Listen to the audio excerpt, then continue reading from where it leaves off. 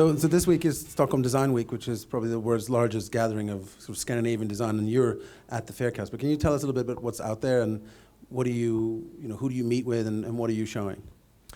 Well, we meet with customers and retailers, professionals from Scandinavia and worldwide.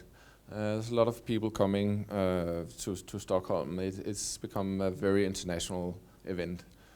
So yeah, it's a place to meet people that work within the industry of design and furniture. Yeah. And what are you showing? Any news that you're showing this year? Yeah, well, we have one table that is a new table that, it's designed in 1957, so it's not that brand new, but it's a kind of a rare item, and we made a limited edition of just 4 of them, and so we just brought one of those, So how do you, sort of idea of Scandinavian design, how do you apply that to a shirt? I think for the shirt, we just, kept it very simple. I mean, what we see down on the continent is more like how you add things like colored buttons or like inside linings or something like that. Take away all of that and just keep it very simple and really look to the fabric and the small details like the stitching or something like that. That's I think, how we apply the Scandinavian design to our shirts, at least. So if you go back to the history of kind of Scandinavian design, there's obviously a bunch of texts that were written, and Ellen Key and Beauty for All and Carl Larsson. And maybe, Cilla, you can tell us a little bit about kind of what do we mean by Scandinavian design? How did it all get started? And it started about a little bit more than 100 years ago with the Industrial Revolution, when people moved into the cities and started to work as industrial workers. And I don't know if you're familiar with Emil of Lönneberga, some of you. All Swedish people are. And if you think about him, he lived on the countryside together with his mom and dad and his smaller sister, but there was also 2 people working at this farm, Alfred and Lina, that did not get paid for what they did, but got a place to stay, a bed to sleep in, and food, and of course very, very little money that Alfred spent on booze and Lina on candies. And if you're thinking about them, they are the ones moving into the cities, started to work in the industries, and what happens then? They don't get a bed, they don't get food, they get paid.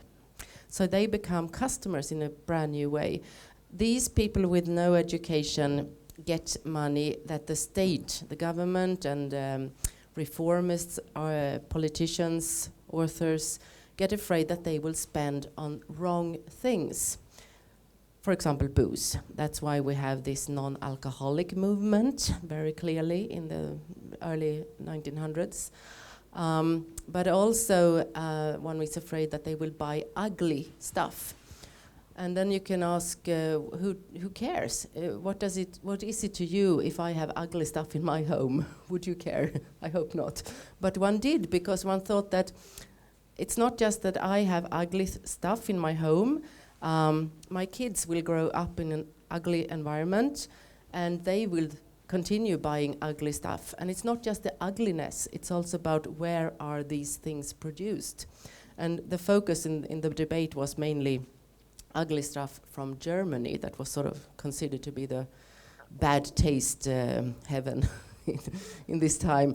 Instead, one ought to buy beautiful things made in Sweden. Beautiful things that were mass-produced by companies like Gustavsberg, for example, made porcelainware, and designed by artists or designers as they became later. We were talking earlier a little bit about the concept of democratic design, which one was talking about then, that everything should be affordable to also people with little money so that they could buy good design and create a good environment or beautiful environment, and then the kids would sort of grow into some kind of middle class aesthetics, which also happened quite a lot, I would say. But in Denmark, you had another idea on what democratic design was. Can I ask Kasper? Sure. Yeah. Yeah, well, we had a little different approach to democratic design. It was more the interaction between the craftsman and the designer or the architect. So that was supposed to be kind of a democratic interaction there.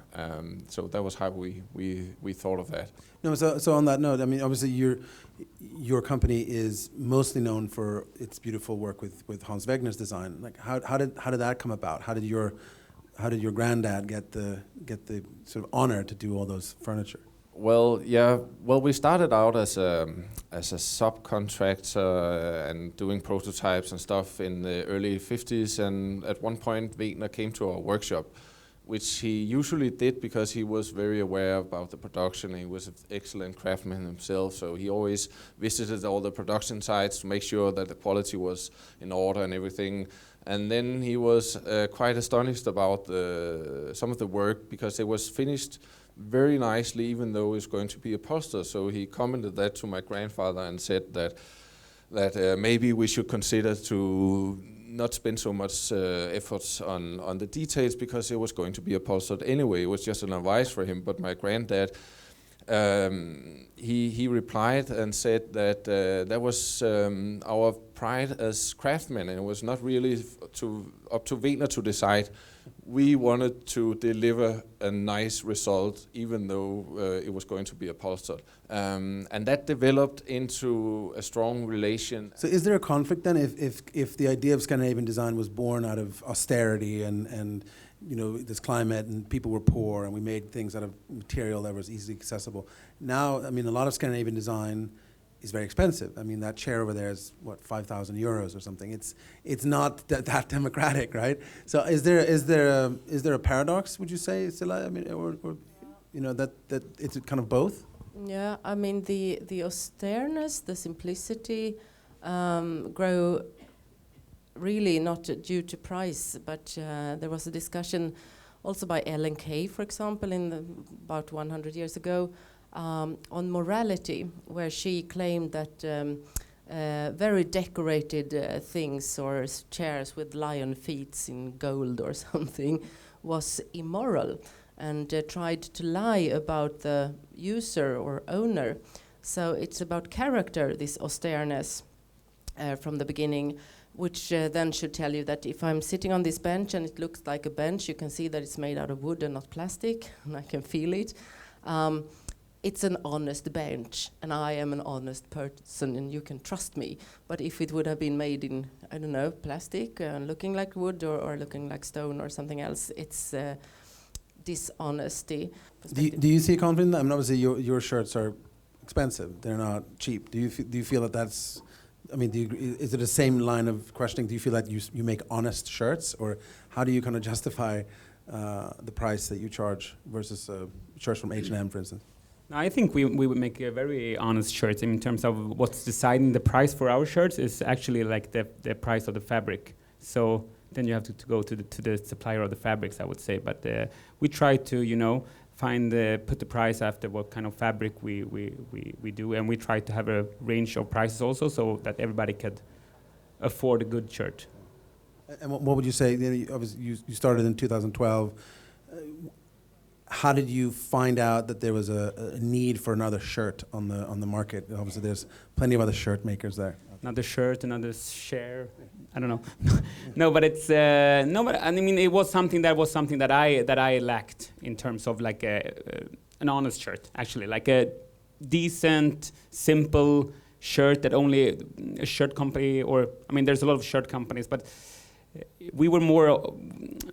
Me and our founders, we were more like into the lifestyle brands, and in those more of fashionable brands, there was no like one single shirt brand. There was, you know, there's a lot of Swedish brands, but they do a lot of different stuff. They do everything.